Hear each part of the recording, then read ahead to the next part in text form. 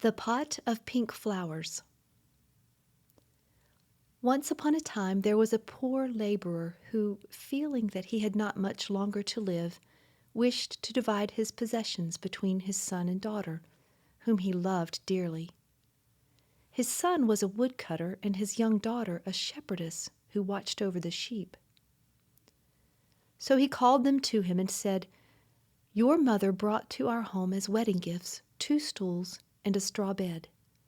Besides this, I have a hen, a pot of pink flowers, and a silver ring, which were given me by a noble lady who once lodged in my poor cottage.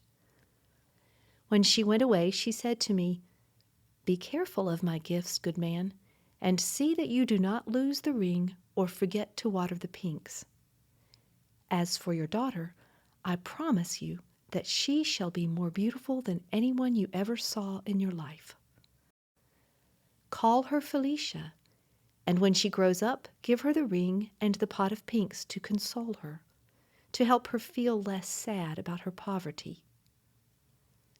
The man smiled at his daughter and said, 'Take them both, then, my dear child, and your brother shall have everything else.' The 2 children seemed quite contented, and when their father died, they wept for him, and divided his possessions as he had told them. Felicia believed that her brother loved her, but when she sat down upon one of the stools, he said angrily, 'Keep your pot of pinks and your ring, but leave my things alone.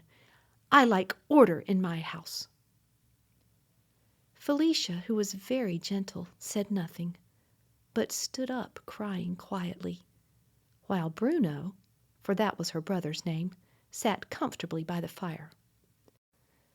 Call her Felicia. A little later, when supper time came, Bruno had a delicious egg, and he threw the empty shell at Felicia, saying, 'There, that is all I can give you.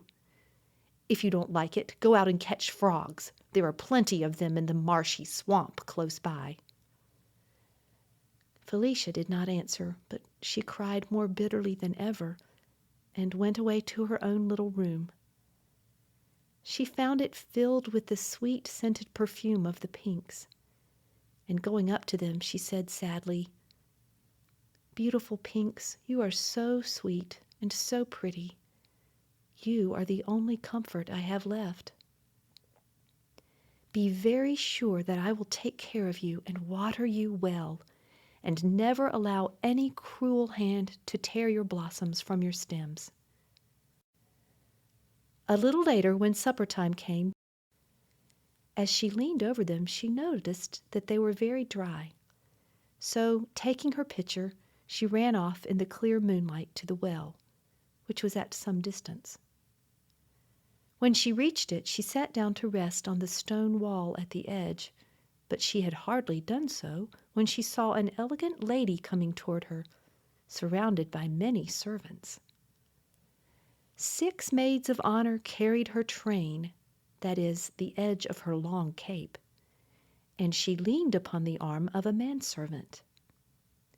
When they came near the well, a large canopy umbrella was spread for her, under which was placed a sofa of cloth of gold, and soon the servants served a dainty supper upon a table covered with dishes of gold and crystal, while the wind in the trees and the warbling birds made the softest music.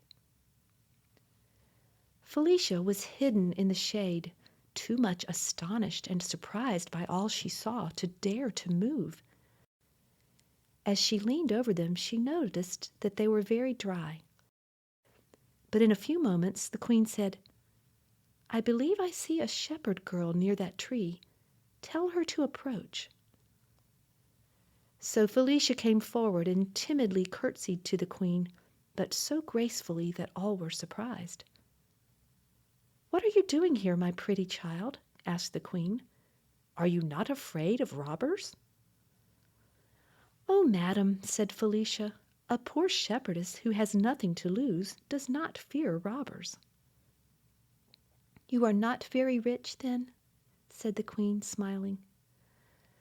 'I am so poor,' answered Felicia, 'that a pot of pinks and a silver ring are my only possessions in the world." "But you have a heart," said the queen. "What would you say if anybody wanted to steal that?" "I do not know what it is like to lose one's heart, madam," she replied. But in a few moments the queen said, "I believe I see a shepherd girl near that tree. Tell her to approach. But I have always heard that without a heart one cannot live, and if it is broken one must die. And though I am poor and live in poverty, I should be sorry not to live." "You are quite right to take care of your heart, pretty one," said the queen. "But tell me, have you had your supper?" "No, madam," answered Felicia. "My brother ate all the supper there was." Then the queen ordered that a place should be laid for her at the table, and herself loaded Felicia's plate with good things. But the girl was too much astonished and surprised to be hungry. "I want to know what you were doing at the well so late," said the queen presently. "I came to fetch a pitcher of water for my pinks, madam," she answered, stooping to pick up the pitcher which stood beside her. "But I have always heard that without a heart one cannot live, and if it is broken one must die." But when she showed it to the queen, she was amazed to see that it had turned to gold, all sparkling with great diamonds, and the water, of which it was full, was more fragrant than the sweetest roses. She was afraid to take it until the queen said, "It is yours, Felicia. Go and water your pinks with it, and let it remind you that the Queen of the Woods is your friend." The shepherdess thanked her humbly for her gracious words. "Oh, madam," she said, "if you will only stay here a moment, I will run and fetch my pot of pinks for you. They could not fall into better hands." "Go, Felicia," said the queen, stroking her cheek softly. "I will wait here until you come back." So Felicia took up her pitcher and ran to her little room. But when she showed it to the queen, she was amazed. But while she had been away, Bruno had gone in and taken the pot of pinks, leaving a great cabbage in its place. When she saw the unlucky cabbage, Felicia was much distressed and upset, and did not know what to do. But at last she ran back to the well, and kneeling before the queen, said, "Madam, Bruno has stolen my pot of pinks, so I have nothing but my silver ring, but I beg you to accept it as a proof of my gratitude." "But if I take your ring, my pretty shepherdess," said the queen, "you will have nothing left, and what will you do then?" "Ah, madam," she answered simply, "if I have your friendship, I shall do very well." So the queen took the ring and put it on her finger, and mounted her chariot, which was made of red coral studded with green emeralds, and drawn by 6 milk-white horses. But while she had been away, Bruno had gone in and taken the pot of pinks, and Felicia looked after her until the winding of the forest path hid her from her sight. And then she went back to the cottage, thinking over all the wonderful things that had happened. The first thing she did when she reached her room was to throw the cabbage out of the window. But she was very much surprised to hear an odd little voice cry out, "Oh, I am half killed!" and could not tell where it came from because cabbages do not generally speak. As soon as it was light, Felicia, who was very unhappy about her pot of pinks, went out to look for it. And the first thing she found was the unfortunate cabbage. She gave it a push with her foot, saying, "What are you doing here, and how dare you put yourself in the place of my pot of pinks?" "If I hadn't been carried," replied the cabbage, "you may be very sure that I wouldn't have thought of going there." And Felicia looked after her until the winding of the forest path hid her from her sight. And then she went back to the cottage, thinking over all the wonderful. It made her shiver with fright to hear the cabbage talk, but he went on. If you will be good enough to plant me by my comrades again, I can tell you where your pinks are at this very moment, hidden in Bruno's bed." Felicia was in despair and felt terribly unhappy when she heard this, not knowing how she was going to get them back. But she replanted the cabbage very kindly in his old place, and as she finished doing it, she saw Bruno's hen and said, catching hold of it, "Come here, horrid little creature. You shall suffer for all the unkind things my brother has done to me." "Oh, shepherdess," said the hen, "don't kill me. I like to gossip, and I can tell you some surprising things that you will like to hear. Don't imagine that you are the daughter of the poor laborer who brought you up." It made her shiver with fright to hear the cabbage talk, but he went on. "Your mother was a queen who had 6 girls already, and the king threatened that unless she had a son who could inherit his kingdom, she should have her head cut off. So when the queen had another little daughter, she was quite frightened and agreed with her sister, who was a fairy, to exchange her for the fairy's little son. Now the queen had been shut up in a great tower by the king's orders, and when a great many days went by and still she heard nothing from the fairy, she made her escape from the window by means of a rope ladder, taking her little baby with her. After wandering about until she was half dead with cold and fatigue, she reached this cottage. I was a person then, the laborer's wife, and was a good nursemaid and babysitter, and the queen asked me to take care of you, and told me all her misfortunes, and then died before she had time to say what was to become of you.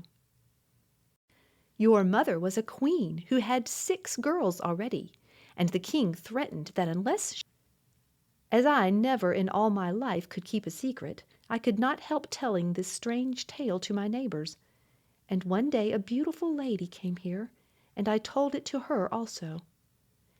When I had finished, she touched me with a wand she held in her hand, and instantly I became a hen, and there was an end of my talking. I was very sad, and my husband, who was away when it happened, never knew what had become of me. After seeking me everywhere, he believed that I must have been drowned or eaten up by wild beasts in the forest. That same lady came here once more and commanded that you should be called Felicia, and left the ring and the pot of pinks to be given to you. And while she was in the house, 25 of the king's guards came to search for you, surely meaning to kill you. But the beautiful lady muttered a few words, and immediately the guards all turned into cabbages. As I never in all my life could keep a secret, I could not help telling this strange tale to my neighbors. It was one of them whom you threw out of your window yesterday. I don't know how it was that he could speak. I have never heard either of them say a word before, nor have I been able to do it myself until now." The girl was greatly astonished and surprised to learn that, poor as she was really a princess, and said kindly to the hen, "I am truly sorry for you, my poor nursemaid, and wish it was in my power to restore you to your real form as a person. But we must not despair or give up, for it seems to me, after what you have told me, that something must be going to happen soon. Just now, however, I must go and look for my pinks, which I love better than anything in the world." It was one of them whom you threw out of your window yesterday. I don't know how it was that he could speak. Bruno had gone out into the forest, never thinking that Felicia would search in his room for the pinks, and she was delighted by his unexpected absence, and thought to get them back without further trouble. But as soon as she entered the room, she saw a terrible army of rats who were guarding the straw bed, and when she attempted to approach it, they sprang at her, biting and scratching furiously. Quite terrified, she drew back, crying out, "Oh, my dear pinks, how can you stay here in such bad company?" Then she suddenly remembered the pitcher of water, and hoping that it might have some magic power, she ran to fetch it, and sprinkled a few drops over the fierce-looking swarm of rats. In a moment, not a tail or a whisker was to be seen. Each one had raced for his hole as fast as his legs could carry him, so that the princess could safely take her pot of pinks. Bruno had gone out into the forest, never thinking that Felicia would search in his room for the pinks. And she was delighted. She found them nearly dying, they were so dry, and hastily poured upon them all that was left in the pitcher. As she bent over them, enjoying their delicious scent, a soft voice that seemed to rustle among the leaves said, "Lovely Felicia, the day has come at last when I may have the happiness of telling you how even the flowers love you and rejoice in your beauty and goodness." The princess, quite overcome by the strangeness of hearing a cabbage, a hen, and a pink speak, and by the terrible sight of an army of rats, suddenly became very pale and fainted away. At this moment in came Bruno. Working hard in the heat had not improved his temper, and when he saw that Felicia had succeeded in finding her pinks, he was so angry that he dragged her out into the garden and shut the door, locking her outside. She found them nearly dying, they were so dry, and hastily poured upon them. The fresh air soon made her open her pretty eyes, and there before her stood the Queen of the Woods, looking as charming as ever. "You have a bad brother," she said. "I saw he turned you out. Shall I punish him for it?" "Oh, no, madam," she said. "I am not angry with him." "But supposing he was not your brother after all, what would you say then?" asked the Queen. "Oh, but I think he must be," said Felicia. "What?" said the Queen. "Have you not heard that you are a princess?" "I was told so a little while ago, madam, but how could I believe it without a single proof?" "Oh, dear child," said the Queen, "the way you speak assures me that, in spite of your humble upbringing, you are indeed a real princess, and I can save you from being treated in such a way again." The fresh air soon made her open her pretty eyes, and there before her stood the Queen of the Wood. She was interrupted at this moment by the arrival of a very handsome young man. He wore a coat of green velvet fastened with emerald clasps, and had a crown of pinks on his head. He knelt upon one knee and kissed the Queen's hand. "Oh," she cried, "my pink, my dear son, what a happiness to see you restored to your natural shape because of Felicia's kind help." And she embraced him joyfully. Then, turning to Felicia, she said, "Charming princess, I know all that the hen told you, but you cannot have heard that the zephyrs, the breezes of the west wind, were entrusted with the task of carrying my son to the tower where the Queen, your mother, so anxiously waited for him. But instead they left him in a garden of flowers, while they flew off to tell your mother." She was interrupted at this moment by the arrival of a very handsome young man. He wore a coat of green velvet fastened with emerald clasps, and had a crown of pinks on his head. He knelt upon one knee and kissed the Queen's hand. But sadly, a bad fairy with whom I had quarreled found him and changed him into a pink, and I could do nothing to prevent it. You can imagine how angry I was, and how I tried to find some means of undoing the mischief she had done, but there was no help for it.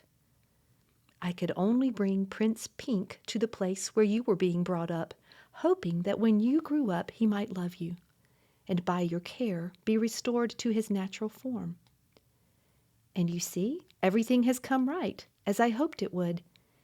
Your giving me the silver ring was the sign that the power of the magic charm was nearly over, and my enemy's last chance was to frighten you with her army of rats. But the bad fairy did not succeed. So now, my dear Felicia, if you will be married to my son with this silver ring, your future happiness is certain. Do you think him handsome and pleasant enough to be willing to marry him?" But sadly, a bad fairy with whom I had quarreled found him and changed him into a pink. "Madam," replied Felicia, blushing, "you overwhelm me with your kindness. I know that you are my mother's sister, and that by your art the soldiers who were sent to kill me you transformed into cabbages, and that you changed my nursemaid into a hen, and that you do me only too much honor in proposing that I shall marry your son. I feel for the first time in my life how happy it would make me to have a beloved to truly love me. Can you indeed give me the prince's heart?" "It is yours already, lovely princess," he said, taking her hand in his. "If it had not been for the horrible enchantment which kept me silent, I would have told you long ago how dearly I love you." This made the princess very happy, and the queen, who could not bear to see her dressed like a poor shepherdess, touched her with her wand, saying, "Madam," replied Felicia, blushing, "you overwhelm me with your kindness. I wish you to be attired as is proper for a good and beautiful princess." Immediately the girl's ragged cotton dress became a magnificent gown of silver brocade, embroidered with red rubies, and her soft, dark hair was encircled by a crown of diamonds, from which floated a clear white veil of silk. With her bright eyes and the charming color in her cheeks, she was altogether such a dazzling sight that the prince could hardly bear it. "How pretty you are, Felicia!" he cried. "Don't keep me in suspense, I beg you. Say that you will marry me." "Oh," said the queen, smiling, "I think she will not refuse now." Just then Bruno, who was going back to his work, came out of the cottage and thought he must be dreaming when he saw Felicia. But she called him very kindly and begged the queen to take pity on him. "What?" she said, "when he was so unkind to you?" "Ah, madam," said the princess, "I am so happy that I should like everybody else to be happy too." The queen kissed her and said, "Well, to please you, let me see what I can do for this cranky Bruno." And with a wave of her wand, she turned the poor little cottage into a splendid palace full of treasures. Only the 2 stools and the straw bed remained just as they were, to remind him of his former poverty. Then the queen touched Bruno himself, and made him gentle and polite and grateful, and he thanked her and the princess 1,000 times. Lastly, the queen restored the hen and the cabbages to their natural forms as people, and left them all very happy and contented. The prince and princess were married as soon as possible with great splendor, and lived happily ever after.